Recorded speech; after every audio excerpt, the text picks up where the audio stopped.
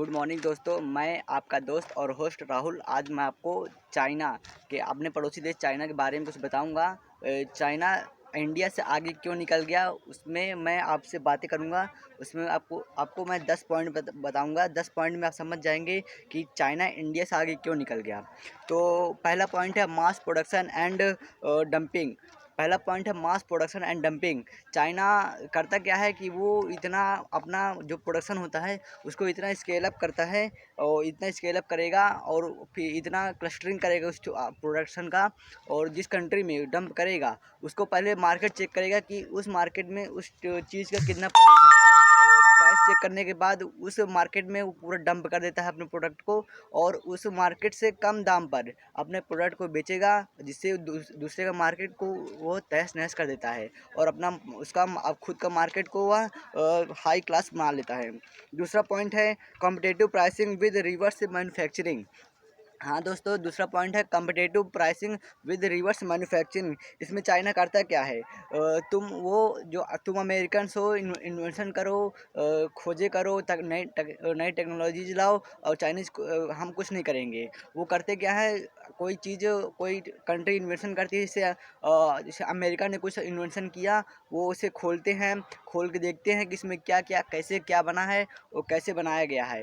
फिर उसी चीज़ को चाइना और डेवलप करता है और बहुत इसका मास प्रोडक्शन कर देता है, और जिससे उसका इन्वेशन कॉस्ट बच जाता है, R&D कॉस्ट बच जाता है, IPR झंझट नहीं रहता। और इस तरह वो अपने जिसको ग्लोबल एक्विपेशन है उसको बहुत ही हाई फाई कर लेता है। जबकि इंडिया में ये सब कुछ नहीं होता। इंडिया में लोग नई टेक्नोलॉजी से डरते हैं, नई टेक्नोलॉजी अपनाना नहीं चाहते, अपडेट नहीं होना चाहते हैं। तीसरी पॉइंट की मैं बात करूंगा। तीसरी पॉइंट है कॉस्ट इफेक्टिव लेबर। हाँ दोस्तों, क्या हम लोग सोचते हैं कि चाइना की पॉपुलेशन ज़्यादा है तो चाइना पॉपुलेशन ज़्यादा होने के कारण वहाँ की लेबर सस्ती है, लेकिन यह गलत है। चाइना की लेबर सस्ती नहीं, चीप नहीं, वो प्रोडक्टिव है। एक कहावत है, Chinese labour is not cheap but highly productive. इसका मतलब चाइना की लेबर सस्ती नहीं है, भले वहाँ पॉपुलेशन बहुत है, लेकिन चाइना की लेबर सस्ती नहीं है, वो प्रोडक्टिव है।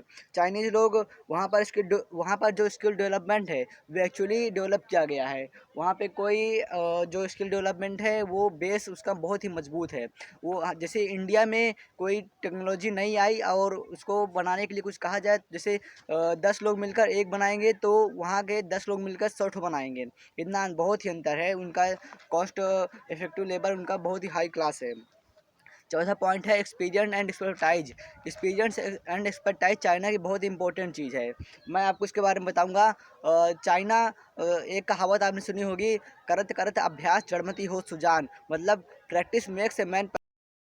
सेंटेंस को चाइनीज लोगों ने अपने ब्लड में, अपने खून में, उन चाइनीज लोगों के खून में ये sentence experience makes a man perfect खून की तरह दौड़ रहा है। वो उन्हें कुछ भी चीज़ दे देंगे आप, वो हर चीज़ का डुप्लीकेट आपको बना सकते हैं, और ऐसा बना देंगे कि आपको ओरिजिनल और लोकलिटी में आप खुद ही नहीं पहचान कर।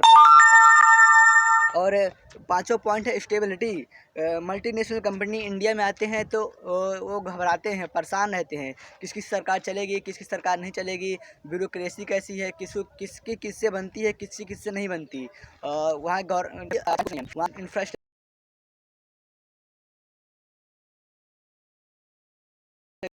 हैं वो बहुत ही बेहतरीन है। इसलिए चाइना इन कंपेयर इंडिया तो के कंपेयर में ज़्यादा स्टेबल दिखाई देता है, और इसलिए वहाँ पे प्रोडक्शन बहुत ज़्यादा होता है। और छठा पॉइंट है एजुकेशन। एजुकेशन, हाँ, एजुकेशन के मामले में चाइना इंडिया से बहुत आगे है। वहाँ पे आपको जो ग्रेजुएट होते हैं वो आपको बहुत मिल जाएंगे इन कंपेयर ऑफ इंडिया। तो वहाँ पे अपडेटेड टेक्नोलॉजी है, इंफ्रास्ट्रक्चर बढ़िया है, और बेस्ट मैनेजमेंट प्रैक्टिस है, हाई क्लास यूनिवर्सिटीज़ हैं, और फैमिली इंकरेजमेंट वहाँ बहुत हाई क्लास है, जबकि इंडिया में इसकी बहुत ही कमी है। और सातवां पॉइंट है इंडस्ट्रियल